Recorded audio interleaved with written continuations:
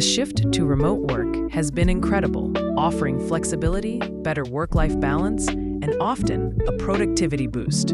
But it also means our home networks and personal devices suddenly become part of the corporate perimeter. And without the safeguards of the office, we open ourselves up to more potential cyber threats.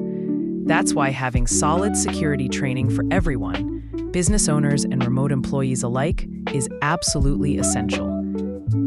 In my experience, regular refreshers on spotting phishing attempts, handling sensitive files, and locking down meetings can turn your team into your best defense. When we first went remote, many of us underestimated how easy it is to click the wrong link or share a file insecurely.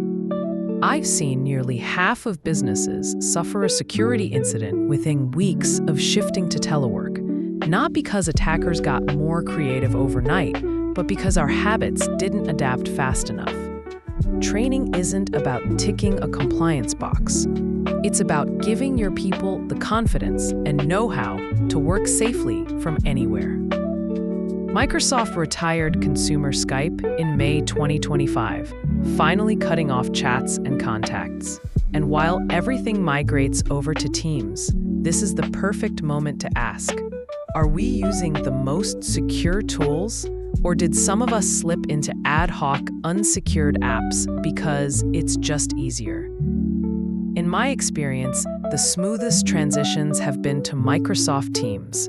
Everyone signs in with MFA. Chats and files are encrypted in transit and at rest. And it ties right into Outlook and SharePoint. Zoom, which offers strong default encryption plus optional end-to-end encryption if you don't need cloud recording or breakout rooms. Just be sure every meeting has a passcode and waiting room enabled.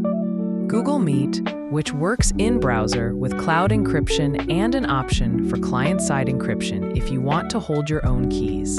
And Signal, for super private one-on-one chats and calls with end-to-end encryption by default.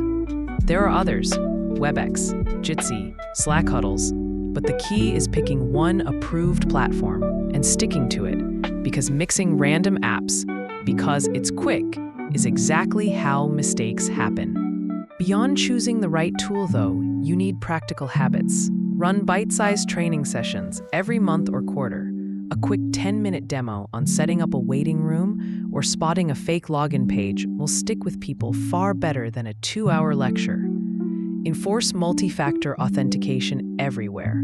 A password alone isn't enough these days. Require VPNs or secure Wi-Fi when accessing critical systems, since home networks vary wildly. Limit local data storage by encouraging encrypted cloud drives or remote desktops, so files aren't just sitting unprotected on personal laptops. Lockdown meetings by default.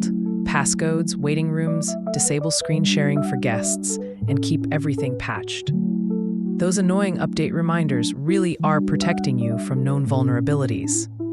And have an incident plan. If something goes sideways, your team should know exactly who to call, how to isolate the issue, and how to keep clients in the loop.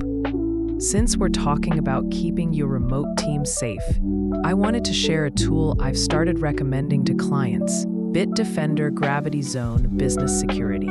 It's got everything you need in one place, and the setup is surprisingly painless. You get advanced threat protection that blocks phishing, ransomware, and even the sneakiest zero-day attacks before they reach your team's devices. Patch management that automatically keeps Windows and third-party apps up to date, so you're not scrambling after a vulnerability pops up. And full disk encryption that ensures if a laptop ever goes missing, your data stays locked down and unreadable. I've seen Gravity Zones stop simulated phishing attacks in their tracks during training drills, and the management console gives you a clear, real-time view of everyone's security posture. If you want to give it a try, link will be in the description. At the end of the day, tools only work if people use them properly.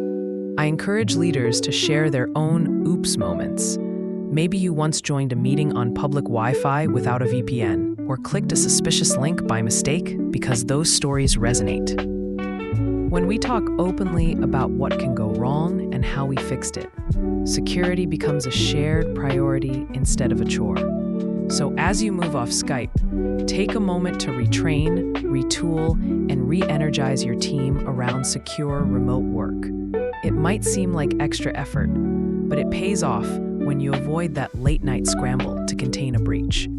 And really, isn't peace of mind worth it?